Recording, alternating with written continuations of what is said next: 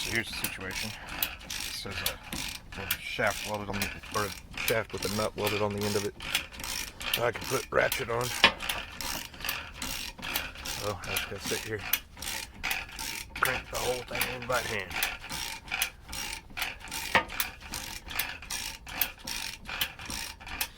It's gonna take a while.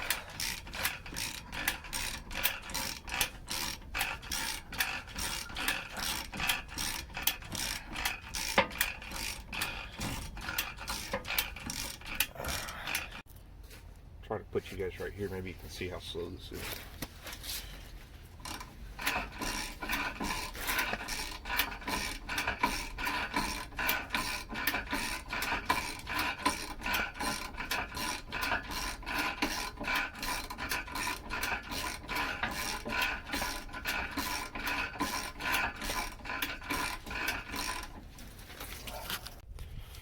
Just to tell you what's going on with my slide here on my camper trailer, when I went to pull it in to move yesterday, it wouldn't come in, and this was just bouncing around a whole lot.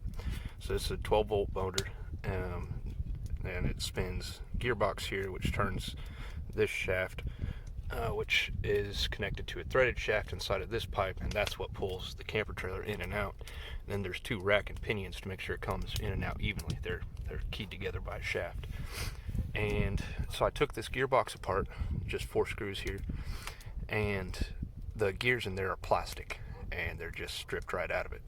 So that's what was going on with that, and that's why I had to crank it in by hand and then back out again once I got out here. Took a long time, it was slow, it sucked, cramped up underneath the trailer here, but that's what happens. And just like everything else on these camper trailers, they're just built as cheaply as possible. That gearbox is no exception. So plastic gears, go figure. So I'm just pulling up to my land out here, and I remembered I forgot to put the fryer in the floor. It's full of oil, but it made it. Almost nothing else did. Everything else is on the floor, but the fryer made it. That's fortunate. Alright, got the trailer off the truck. Level this way. Not so level this way. I'll live with that for a little while, and we'll see if it settles over the next couple months or so, and then I'll get the truck back under it and adjust that, get everything properly leveled. Sewage line here.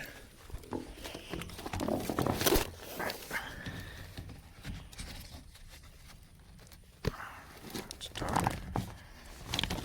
So now we'll get the water ran from here over there, and I hope my hose is long enough. You can see this that little thing sticking up there. That's my water. It looks like about 20 feet or so. I got a 25-foot hose, so hopefully that's enough. And then power. Now, instead of plugging into the power, just having an actual plug-in, what I'm going to do is just run straight out of the breaker that I put in this box over here, and then run straight into the breaker in my breaker panel over here. So I got to figure that out. Figure out how to get the wire in there. I may have to drill a hole in the bottom somewhere. I don't really want to do that, so I'll see if I can find a hole somewhere that goes up in there, and we'll get that done. Then I'll have power. Cool.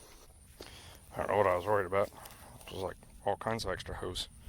One problem though, I got power there for my heated hose, but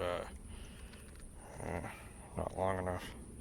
So I intentionally left myself a big loop on that flex right there because I wasn't quite sure how long this cord was. I probably could have just measured it and known, but what I'll do is I'll set something, a post or something over here, and just move that outlet closer so that I can get this plugged in.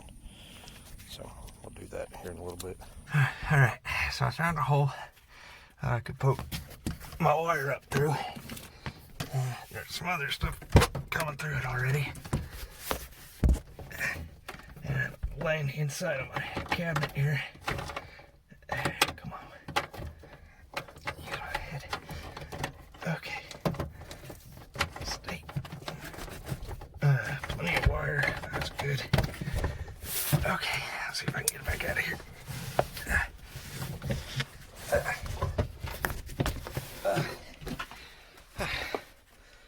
hole I was in. Oh, my coffee bean grinder fell over. My boots are full of coffee. The floor's full of coffee. The vent's full of coffee. Crazy how it was a mistake not putting that somewhere. Okay, so here's what I've got now. Got my new wire coming through. This is connected to the breaker. It is turned off. And I'll connect that to my main breaker here, and to the neutral here, and the ground here. Done. Whenever you're cutting through the insulation on wires, especially like this, because this is a cable, so I'll need to cut through this black insulation, and then there's 3 wires inside of it. What you want to do is just ring it and then twist it. It's hard to do with one hand, and you can see it will break the rest of the way, and easier to do with 2 hands, but that keeps you from not putting a little nick in the insulation on the wires underneath. Alright, so normally you would have black, white neutral, and a bare ground. This wire that I have is intended for a 3-phase system, so you have black, red, and blue. So I decided in the box, just because of the way that I wired it, that I'm going to have red hot, black neutral, and then blue will be ground. And I did that because my outlet that I have over there was the same colors, and that's how I had done it. It's kind of arbitrary as long as you don't get confused and put them in the wrong spot. The color doesn't actually matter. You know, it all carries electricity the same size wires. If you're going to use a knife to take the insulation off these wires, you also want to use that trick where you ring it and then break the rest of the insulation, bend it, because if you ring the copper wires, then you're making the diameter of that smaller, and that can create a hot spot on that wire where there's more restriction, and that can cause electrical fires. So something else to keep in mind.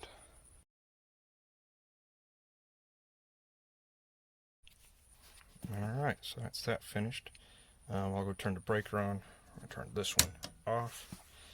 We'll get the breaker on, and then I'll check neutral to the hot, make sure that it's 120 volts. I checked the wire earlier, but we'll just double check before I actually put power to the camper and screw something up, and then we'll be done here.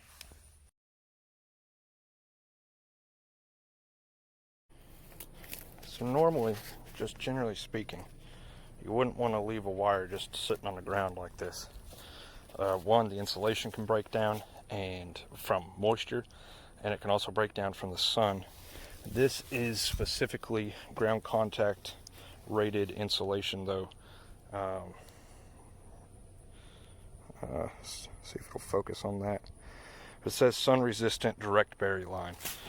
So it's rated to be in the sun, exposed to the sun, and this is not going to be here for very long, hopefully, before I can get an actual home built out here.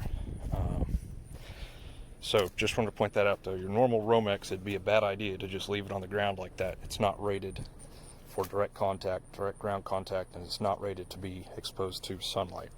This cable is though, which is why I'm able to do this and get away with it. So, well, today was a good day. Got camper moved out, set up my new stove. Parents got me this as a land warming present. Everything's hooked up, good to go. Sit out here, make a little campfire, burn off some of this trash in here. Had some other trash to burn as well. And relax for the rest of the evening. So, thanks for watching. Catch you on the next one.